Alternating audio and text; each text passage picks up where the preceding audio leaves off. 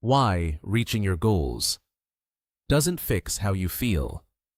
You got the promotion, you hit the number, you finally achieved the thing you promised yourself would make everything feel okay. And then Tuesday arrived. You woke up and felt exactly the same. Not heartbroken, not overjoyed, just quiet. Like the applause had stopped, and nobody told you what comes next. You start wondering if something is wrong with you. Other people seem satisfied with so much less. You keep achieving, yet the feeling you're chasing never seems to arrive. So you set another goal, a bigger one. Because maybe this one will finally be enough, but it never is. What this actually looks like. You finish a project everyone is proud of. People congratulate you. They tell you how impressive your work was. You smile, say thank you. But somehow, none of it sticks. Instead, your mind keeps replaying the one mistake you made, the one sentence you wish you'd said differently, the one detail that wasn't perfect. Not because you're ungrateful, because somewhere inside you, you're still waiting for a verdict that never seems to arrive. This isn't ambition. Ambition is wanting more because you're excited about what's possible. This is different. This is trying to earn a feeling that was never meant to be earned. Where it begins. At some point in your life, a sentence was written about you. Maybe nobody ever said it out loud. Maybe it was written through moments instead. A parent's silence after an 89 instead of a 95. Feeling loved a little more when you performed, and a little less when you didn't. Being told you were too sensitive, simply for wanting to be noticed. Slowly, your brain turned those moments into a conclusion. I'm not enough as I am. And once a belief like that takes root early enough, it doesn't stay in the past. It follows you. It becomes the voice reviewing every success you'll ever have. The truth. Here's something worth remembering. You're not broken. You built a survival strategy. And for a while, it actually worked. If approval depended on performance, then performing made perfect sense. It kept you safe. It kept people close. It protected you from feeling like you weren't enough. Your brain doesn't ask, is this healthy? It asks, did this keep me safe last time? If achievement once brought safety, your mind will keep reaching for achievement, just like pulling the same lever that once gave relief, even long after the relief stopped coming. You're not chasing goals because something is wrong with you. You're chasing them because a younger version of you found a way to survive, and nobody ever told that version of you it could finally stop. What's happening? Psychologically. Psychologists call this a core belief, a deep, often invisible rule about your own worth, formed early, repeated often, rarely questioned.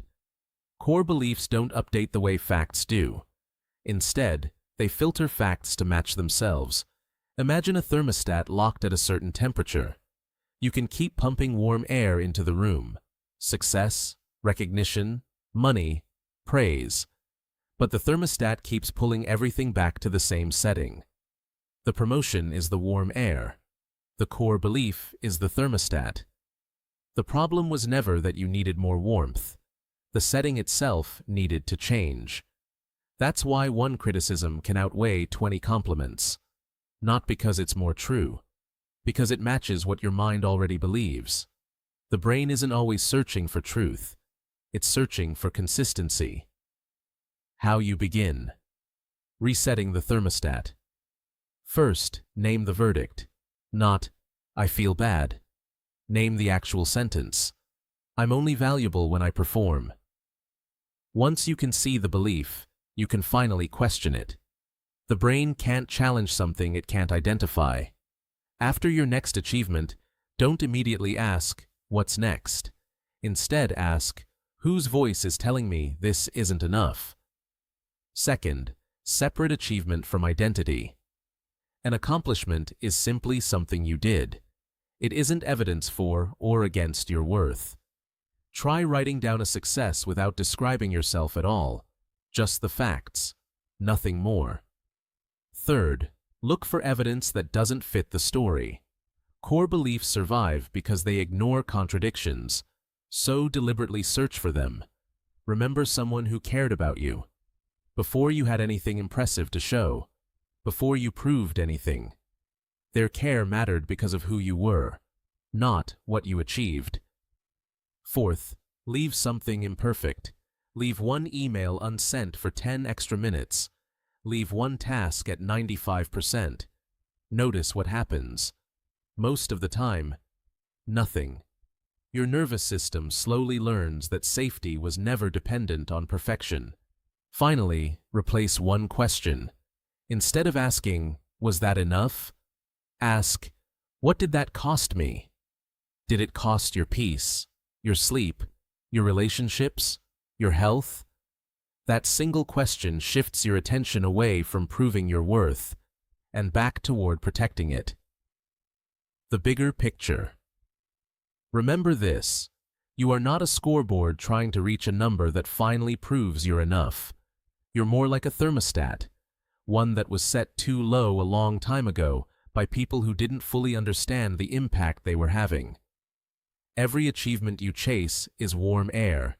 It can be meaningful, it can be worthwhile, it can even change your life. But warm air was never going to reset the thermostat. Only questioning the setting can do that.